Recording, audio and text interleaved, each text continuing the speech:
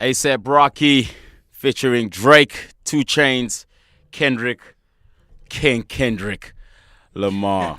I'm going to say it. He killed that BET cypher. What? King Kendrick Lamar. He said, ha ha, shame on you, high five.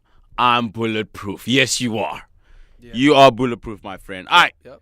Greg Stutz. Yes, sir. The producer.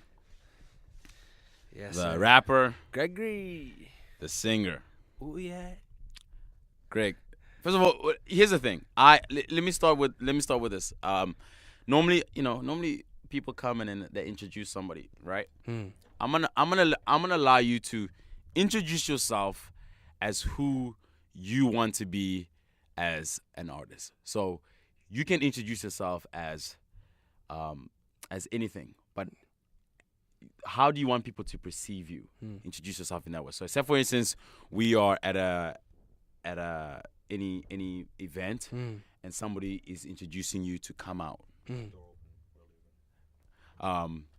So how would you introduce yourself?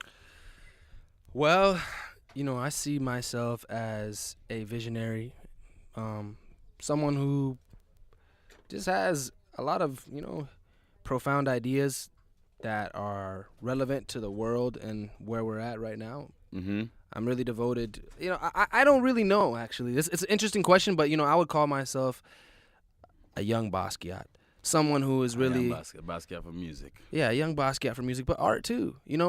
I feel like if I sit down and I focus and I spend enough time, I can achieve that kind of level of art in that realm too. I see myself as a Renaissance man. I produce, I songwrite, I sing, I rap. Yeah. I'm also a porn star on the low in Africa. So What? Never mind. But, I can do it all, and that's what I want to be known as. What is that? I'm sorry. Did you know about that?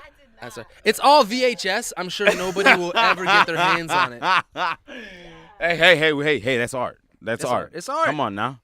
That's art. Why hip-hop, Greg? Man, hip-hop is that genre where you can just be extremely raw. Yeah. And unapologetic. Yeah. No other genre gives you that platform. Yeah, I hear you. And I just have to be like that. Okay, so where did your love for hip hop come from? Because I say that because mostly people, I feel like, especially with males, they try singing, and if they can't sing, they feel like rapping is the next thing. Yeah, I would have to agree. And sometimes it doesn't, because I feel like that degrades the art of rap, because not everybody can rap. Just because you can say words in a rhythm at a fast pace doesn't mean you can rap. Yeah, so it's true. Where did your love for hip hop come from, man? Oh man, it had to have come from just being in the hood, just growing up in the ghetto, and that was the anthem for the ghetto. I grew up listening to Nelly and Lil Wayne. Yeah. I didn't grow up listening to Tupac and Biggie, honestly. My brothers listened to, Bone Thugs, Tupac, Biggie, and I kind of got introduced to hip-hop through them, but I really fell in love with hip-hop from these other later contemporary artists. I'm a young guy, so. Yeah. I hear you. You're a producer as well. Yes, sir. And let's break things down to a science. When you're making beats, okay, where do you start? I used to start somewhere, but now I start everywhere. In the honor of Basquiat, I feel like his paintings, his artwork, his paintings, whatever he decided to do, it was so kind of random.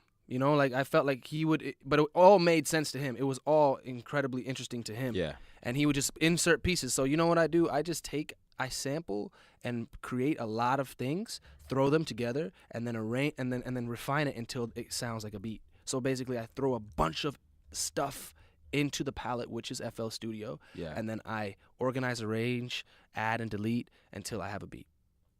So I would literally, you can give me anything in the world. I'm telling you, you can give me 7 samples. Mm-hmm. I will use a component or a piece of every sample in the beat, and it'll be dope. It'll make sense. Yeah. It doesn't mean I'm going to use the whole sample. I may just use a snare from that. Okay. But you know what I mean? Like, yeah. The thing is, when you start saying, where do you start? That's where perhaps you just ended. I like that. Okay, so how do you know a beat is finished? How do you know that? Okay, this is it. Wow. I that's a great question. cannot add anything up, because if you can do that, that means it can be endless. Right. How do you know it's finished? That's a great question. You know, a beat is never finished. You know, like that's why we keep sampling. You know, we just keep adding and keep taking away. I don't consider. No, but at the end of the day, you saw. I mean, you have. When am I gonna send it out? When are you gonna? When are you gonna say, okay, this is the beat, and now we're gonna add lyrics to it, because the song cannot be 20 minutes. Right. Absolutely. It's just a feeling, man. You just get to a point where you're overwhelmed and you're moved. Once I listen to a beat from the top to the end, and I felt the movement of the beat, and I felt like it went. Yeah. And I'm like, it succeeded to deliver that emotion, and then I'm done. Yeah, I don't need to add anything else and that's why listen to Drake's beats. Half of them are like, it's like, dude, it's the most simple beat ever, but it delivers the emotion that you're looking for. Right. All right. So I see. Okay. Well, let's on the topic of emotion. Yeah. I was listening to your stuff yesterday. I was dissecting them, and one thing I realized is when you're rapping, there's definitely, I can tell, you can tell a lot about somebody by the music that they make and what they say. Of course, right. That's evident. And you're pretty honest in your music. Yeah, I try. You like to stay that way? Do you like to write on real events? You don't wanna create imagery. Or do you want to create the image of the actual real event? You want to paint the picture of something that actually happened? I mean, I'm still a student of the game. You know, when I listen to J. Cole and when I listen to some of these artists that are just incredible storytellers, I get kind of jealous. You know, I'm like, I'm really not the kind of rapper that's a quote unquote storyteller like Nas or something like that. I'm the kind of guy that I give you blog posts, I give you blog entries of my life and what I'm seeing.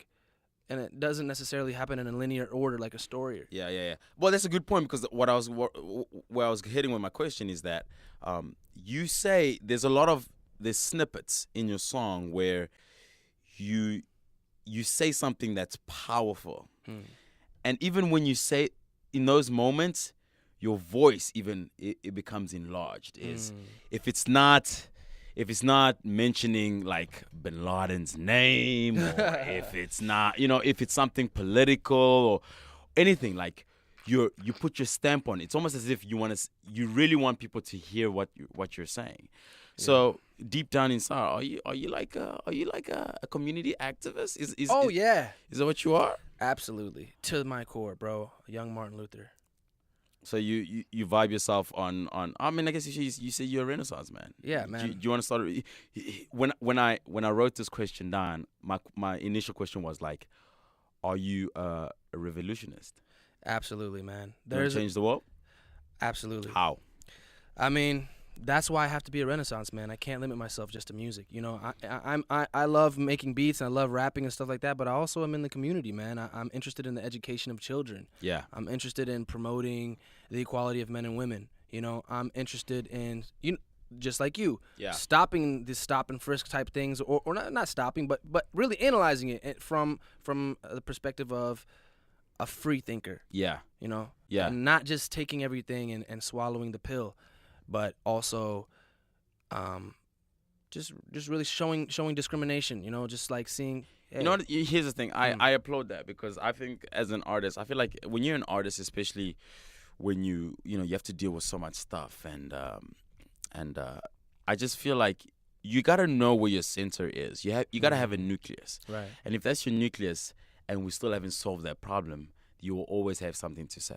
Isn't that profound? Yeah, that's super profound. Yeah, you always, and that's pretty good. Let me ask you a question. I want to ask you a question about fame. Now, you understand that as being an artist, fame can be an angel or a devil. Right. Okay. How do you see fame?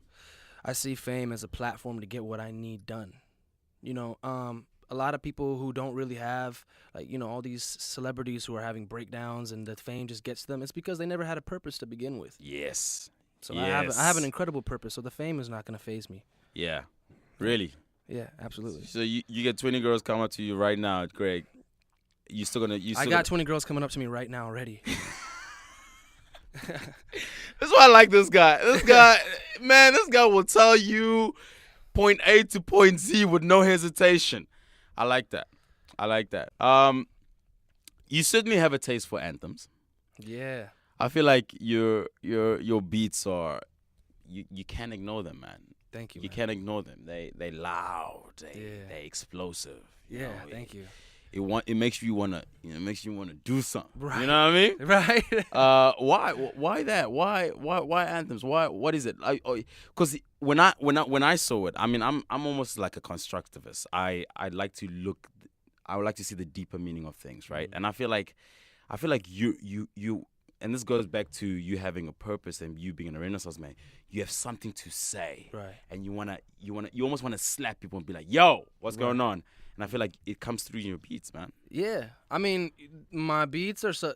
It's funny because a lot of people consider my beats like princess beats. They hear a lot of pretty synth sounds and glitters and shimmering strings and things like that, and they don't consider it a hard beat. But you know, they always sound. They're always extremely solid. You know, and that's I think where the anthemic type feel comes in because it's like a march. You know, it's like